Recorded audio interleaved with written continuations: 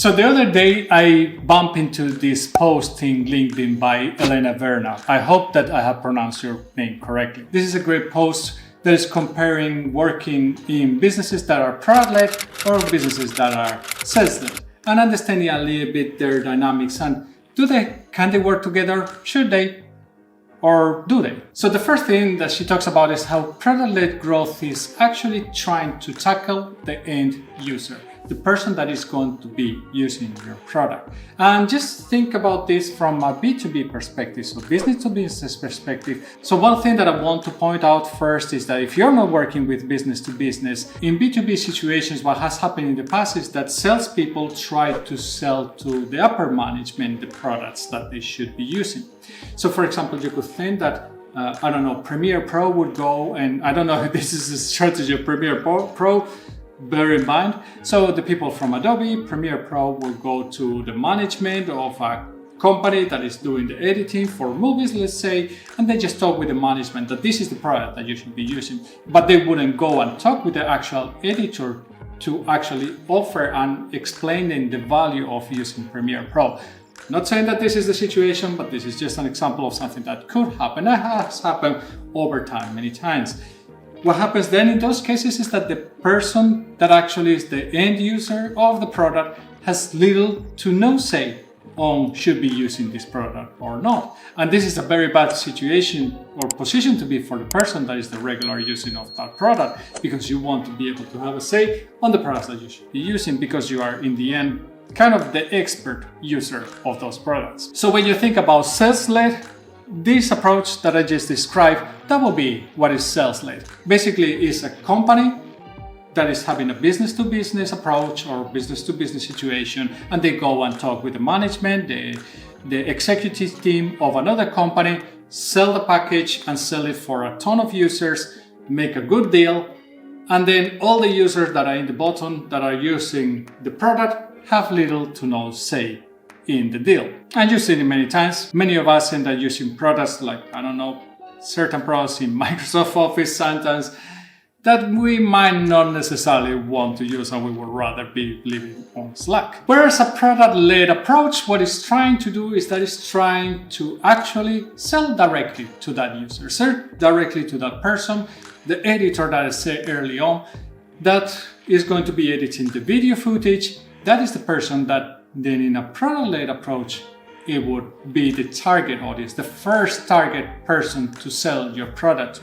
So you're talking about very different situations. In the first one, Adobe Premiere Pro people will be talking to the executives. In the second one, probably would not even be talking. They would do it through different type of promotions, through different type of advertisement, and probably also through even sometimes in some cases trial periods and in product sales. What happens here is that you are actually selling directly to the person that is going to use it, which means that more likely than not, if they like that product, they will tell others, and others will start using the same product within the teams.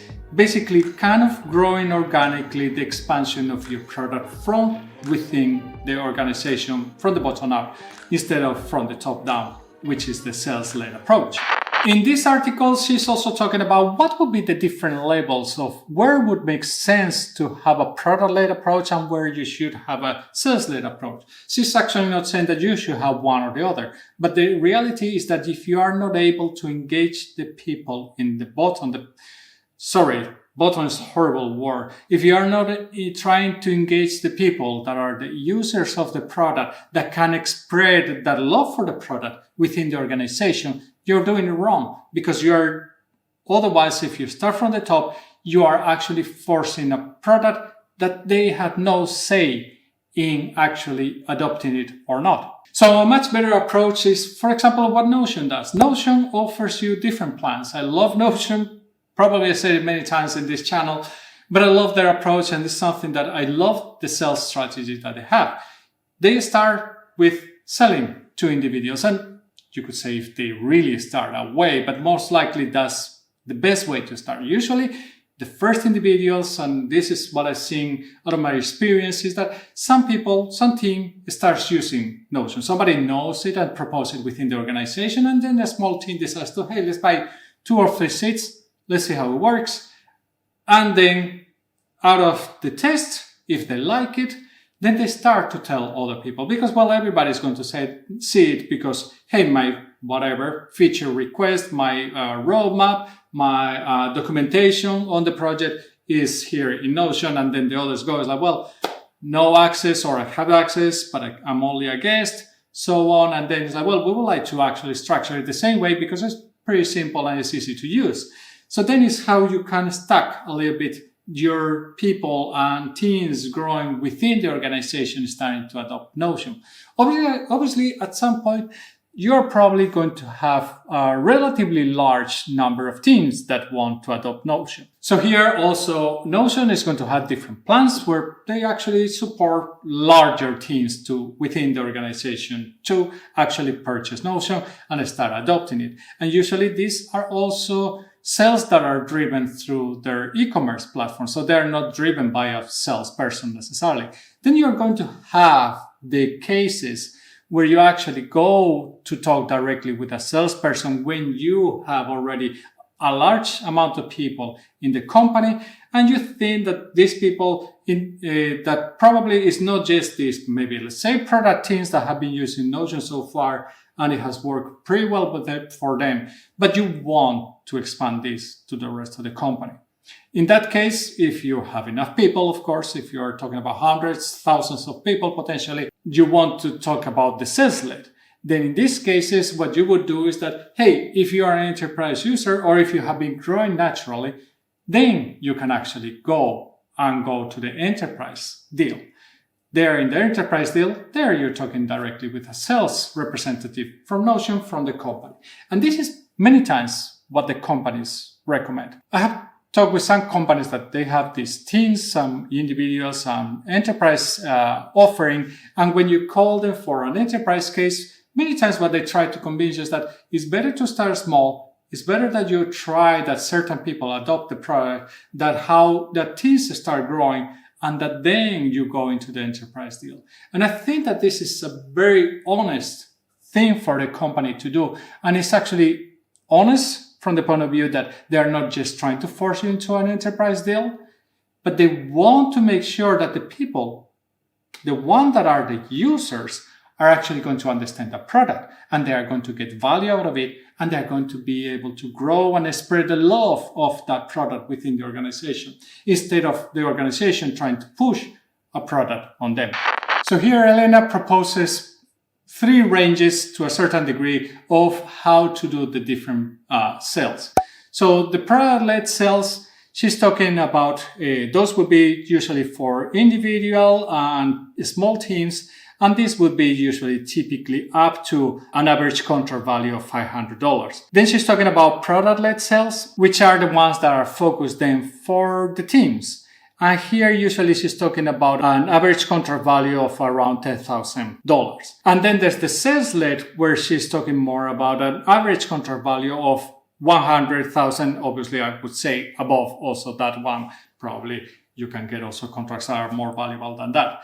And that's a little bit how she's distributing those ones. And I think that it makes a lot of sense. And if you look at things like Notion again, usually that's going to be a little bit the range that you are going to be talking about. And usually you can see that if you are purchasing for yourself, it's nothing that you just had to do it yourself. It's a self-check-in. It's not, you don't get to actually talk with any humans. You can do the whole thing on your own. In many cases, small teams, same situation.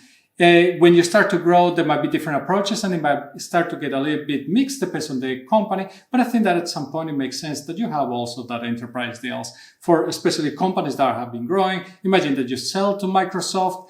You have, I don't know if it's tens of thousands or hundreds of thousands of people working there. And if it's a product that is going to be adopted by everybody, it's probably something that, although it starts small, you start selling to a certain individuals, small teams, larger teams, larger parts of the organization. At some point, you are going to have to talk with somebody in both sides that can make that decision of, hey, how can we bring this in a way that it makes sense for the whole organization or bigger parts of the organization, and if we can make it also potentially also in a deal way that the price doesn't scale linearly from those early prices that you have for individuals or smaller teams, but it also kind of tapers down, so it is not hurting the company or the organization financially. But in a nutshell, the most important thing that Elena is pointing out, from my point of view, is that you have to bring value to your end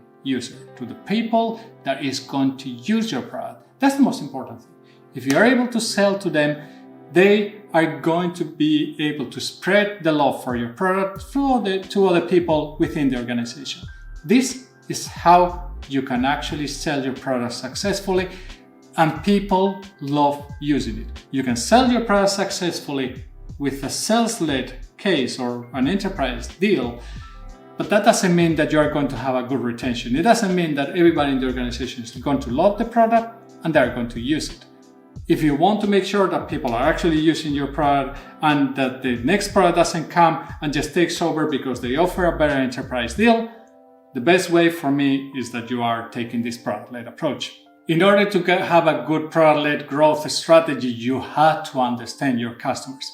If you want to hear more about how to understand and research your users, go check out this video. I will see you in the next one, and remember, stay safe.